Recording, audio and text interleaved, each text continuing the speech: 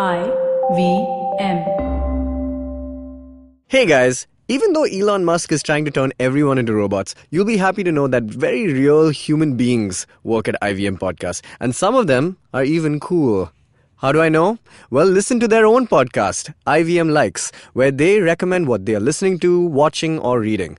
Catch IVM Likes every Monday on iTunes, Stitcher, or anywhere you listen to podcasts. And may I recommend the IVM Podcasts app.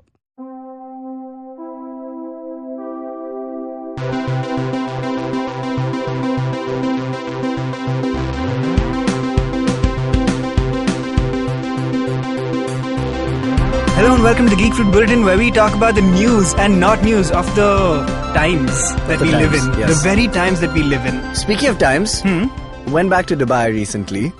They have times there? They have times. Yeah. They have Young Times, which is back in print. Young Times is back in print? Yes. Young Times, for those not in the know, is a youth magazine, kind of like the Jams. And Jams is, of course, just a magazine. Correct. For our youngster listeners. So Young Times is back in print, huh? Yeah, weirdly, do they use, do people kind of read magazines now? Print? I don't know. I suppose if you get it with your newspaper. Because as you know, Rolling Stone is very excited to move into the digital Oh my god, sphere. aren't they only digital now? Yeah, the very love exciting move. It was the smartest move they've ever made. I'd love to be on the cover of the Rolling Stone front page. Yes. .com. Anyway, Young Times is, of course, really great for its middle page posters. You know, like the double fold-out poster where you pluck out the middle page and then put them up. Yeah. I used to have my room plastered with those. Correct. Yeah, it was great. So yeah, we were talking about the times. Well, in the times we live in the news is Jordan Peele's new movie, Us, has released a trailer. Did you happen to watch it? I have not seen the trailer, but I've heard much about it. It looks pretty great. So basically, it's got Lupita Nyong'o, among others, and the story seems... I love Lupita, by the way. She's so good. Like, she's so cool, especially on Instagram. I mean, she's great on Instagram. So the story of this movie seems to be that it centers on this family who finds that they're being attacked by bizarro versions of themselves. The movie is called Us. Yep. So it's kind of like Coraline, I guess. Yeah. Where, though in that one, she kind of walks over into a bizarro realm like a where everyone's world. got buttons for eyes. Yeah. Similar thing here, except they wear hockey masks, I guess, and they're attacking the family where they live. Yeah. Also kind of similar to the upside down situation in Stranger Things. Similar trailer drop. Not similar trailer. Have you heard of a James Gunn produced movie called Brightburn, which just dropped its trailer? That's with the weirdo Superman. Yeah, so cool, man. It looks really cool. It's the exact same story as Superman, except this kid, it don't fucked up. It's basically what if Superman was a dick? Was like a horror villain. It looks really cool. Looks great. I'm interested in that. Awesome. We're in this era of horror cinema becoming good cinema, huh? Man, I'm telling you, the scariest film I've ever seen in my life, Hereditary, which came out this year. Right. It's just absolutely disassembled me as a human. It's it's absolutely great horror. It's got a little bit of gore. I mean, some very visual gore, but so insanely well constructed, and will just leave you distraught. That's a movie which is powerful. Yeah. And the director, whenever you see the behind the scenes of these directors, the director's like, yeah, I just wanted to make a film that would, stay with people and stuff like that. And yeah, it's I think about it almost every single day since I watched it. Yeah. Man, I still have to watch it. I'm going to get on that. But Brightburn seems like that kind of disassembling. Another movie which just dropped on Netflix, called Bird Box, which is a Sandra Bullock film, kind of like the reverse of A Quiet Place, which is that, your fears... You have to keep shouting. No, you in the sense you will always see your fears, whatever, there's an epidemic of something like that. And so they blindfold themselves to navigate this world. And it's pretty weird looking and awesome. Interesting. We should check it out. Cool. Yeah, definitely. Speaking of Netflix, I finally caught Mowgli, Legend of the Jungle. What you think? It joins the esteemed ranks of Aquaman. Wow. Average. It's average at best, right? Average at best. I wouldn't, if it wasn't for the fact that it was Andy Serkis and this cast, I wouldn't even have bothered watching it beyond the first 10 minutes. Exactly. So, and by the way, I read Amit Gurbaksani, friend of ours, journalist, Daily Pow. He did an interview with Christian Bale about this film. And Christian Bale is like, I just wanted to make a film that my my kids could watch, and like your kids shouldn't be watching this, dude. They can't watch this film. It's pretty gory. It's pretty like gory. there's some gore in it, and it's pretty messed up. Yeah, as hell. There's one scene particularly, you saw it, right? Mm-hmm. There's one scene that reminds me a lot of David from Alien, not Prometheus, Alien Covenant. Yeah. Which is that this the hunter is this kind of taxidermist, and there's one kind of really scene in it which Mowgli, who's definitely going to be a f***ed up kid when he grows up. Yeah. Like basically, like no kidding, PTSD, like as all hell. But yeah, like weird. A lot of just strange choices, right? The entire premise of motion capture, the device, whatever, is just so weirdly used, because the fact that they're very photorealistic animals, but they have human expressions. Yeah. Whole movie is living in Uncanny Valley. Dude, what do you call it? Bagheera? Just his Christian Bale, it's his face. I know. It's like the question on everybody's minds, what would Christian Bale look like as a panther? Well, there you go. So, if Christian Bale shows this movie to his kids are going to have nightmares. Yeah. They're like, is our dad a panther? Yeah, man. Just like wake up screaming, like, ah! Yeah. I mean, crazy. It's like Christian Bale's most extreme physical transformation ever. He went as a dad for 4 months and he walks out as a panther. Became a panther. The transition back was the hardest. Yeah. From Panther to Dick Cheney. It's like that should be his Panther autobiography. was really easy. I just had eat 3 pizzas a day.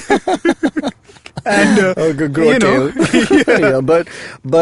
Yeah, man, like pretty hardcore film. And it's so funny, Frida Pinto just stands out in this film, like, as you know, she's a Hollywood actress, because everybody else in this village just looks like a villager. Okay, everybody looks like a villager except Frida Pinto, who's got such shaped eyebrows, she's and radiant. Concealed face and everything, just radiant. Yes, you're right. Yeah. My God. But Christian Bale being Dick Cheney reminds me, Dick Cheney, he plays in a movie called Vice, directed by Adam McKay. Yeah. And while Adam McKay was giving interviews, he talked about how he wants to make a Silver Surfer movie for the he's MCU. mentioned this, yes. And what I love is he said he wants to make it like Speed Racer. Oh, he wants to shit. make the Speed Racer of the MCU. So he wants to make I would watch the shit out of that. Right? He wants to basically go over the top, ridiculous, Cosmic Marvel, which is great. Yeah. And second of all, both of us love Speed Racer. One of the most, vilified films of our, generation. Yeah. Because Wachowski is just too crazy. They just went a little amazing. too... They were far ahead of that time. That's the problem. They always have been. And I don't know what people were expecting from that movie, but John Goodman is saying stuff like ninjas, more like non-jas. Yeah.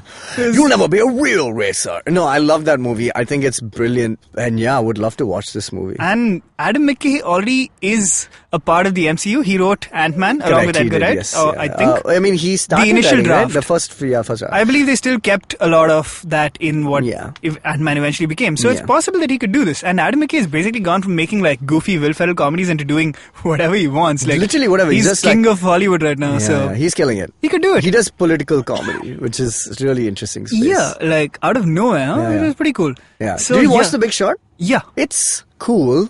I like it. It's a solid movie. I think it's a very confusing movie. I think because he's trying this very different type of filmmaking. Yeah. It reads more as a drama than a comedy for me, for sure. Yes, definitely. And even the jokey parts are really just they're very things feel like they're segments out of The Daily Show, right? Or Last Week Tonight or something. Yeah. Like Margot Robbie. Exactly. It literally seems like John Hall will be like, and now, here's this. And there's Margot Robbie explaining. It's like a sketch sequence. Yeah, So it's odd, but that's where he's coming from. Exactly. He's always had this tendency, the movie he made before The Big Short, The Other Guys. Correct. I love that movie. It's one of my favorites. It's a great movie. So funny. It's an all-out comedy, except at the end, suddenly it takes this turn into this entire motion graphic sequence explaining why the government failed the economy. Correct. And you're like, wait, what? And it's a great sequence, but also it doesn't connect at all to a goofy movie. I think the guy who's I saw The Disaster Artist recently, and James Franco is a pretty good choice as a director for some weird, if you want to land that weird comedy drama space, he's pretty good at it. Yeah? Yeah. The movie's fine. It's not insane or amazing,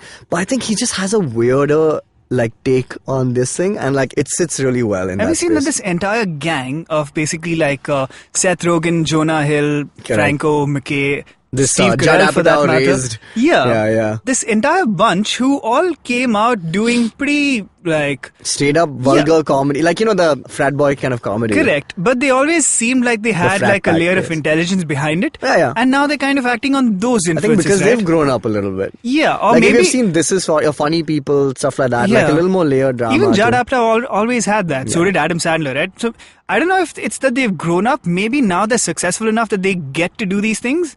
And people aren't going to say no. Like Seth Rogen, I'm sure there was a point where he would want to do cool stuff, but people would be like, why don't you make a stoner comedy? Yeah. And now he gets to do cool stuff. Yeah, I suppose. This tragic comic kind of thing, there's like something to that, which works really, really well. Yeah. Yeah. Speaking of cool stuff, last piece of news. Good segue. Yeah. Did you see the Men in Black International trailer? I did. With Chris Hemsworth and Tessa Thompson. The question is, do I care?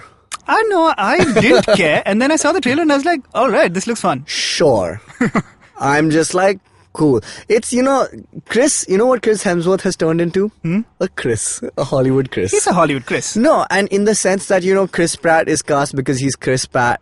And how Chris Evans used to be cast as Chris Evans because he's just Chris Evans. Yeah. But, Chris Evans' masterstroke move is playing a straight, non-funny character as Captain America. I think that has changed his game a lot more. Like, it's given him range, in a way that Ryan Reynolds will never have now because he's just playing Ryan Reynolds. He's Pikachu, but he's playing Ryan Reynolds. He's by Deadpool. Choice, it seems. Yeah, it's all by choice. Chris Hemsworth has fallen into the trap of being a comedic Chris. Like, he's good at comedy, but it's very... It's this basically he's freaking Chris Hemsworth, dude. The guy walks into a room and you're like, whoa, that's Chris Hemsworth. Like, he's So he's playing against that type.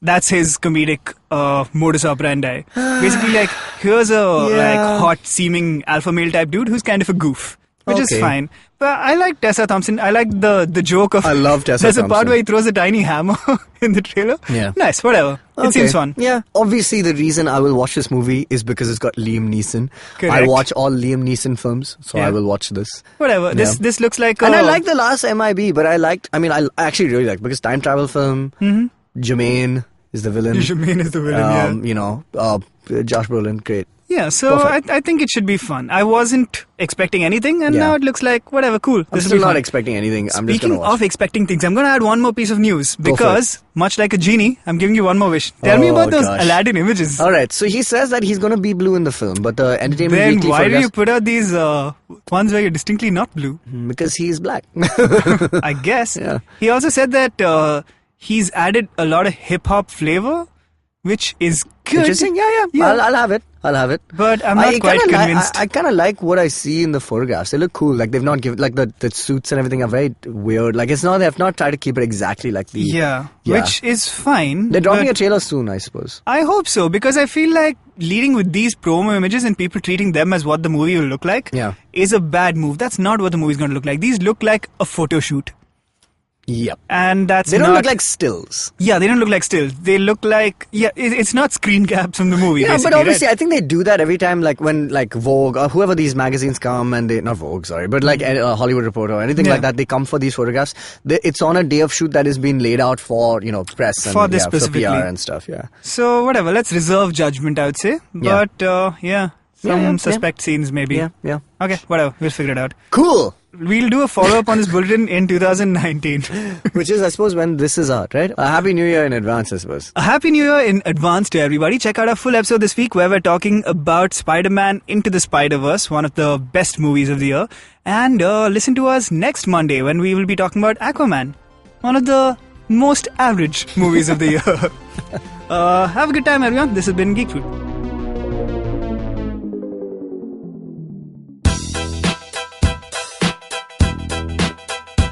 Yeah, it's IVM here, let's go.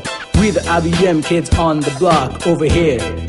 Just to talk, taking a break from producing all day. Coming on this podcast cause we got stuff to say. IVM Daily is the name of the show. Monday to Friday, we ready to go. Talking about stuff in our head. We might even talk about our favorite bread. Signing out, it's IVM here, the podcast network that's in your ear. Catch IVM Daily Monday to Friday on the IVM Podcast app or wherever you get your podcasts. Hello, everybody. We have a brand new daily podcast we're working on with Bloomberg Quint. All you need to know provides the top news on business, markets, and the economy so that you can stay ahead of the curve. Tune in every morning on BloombergQuint.com, the IVM podcast app, or wherever you get your podcast from.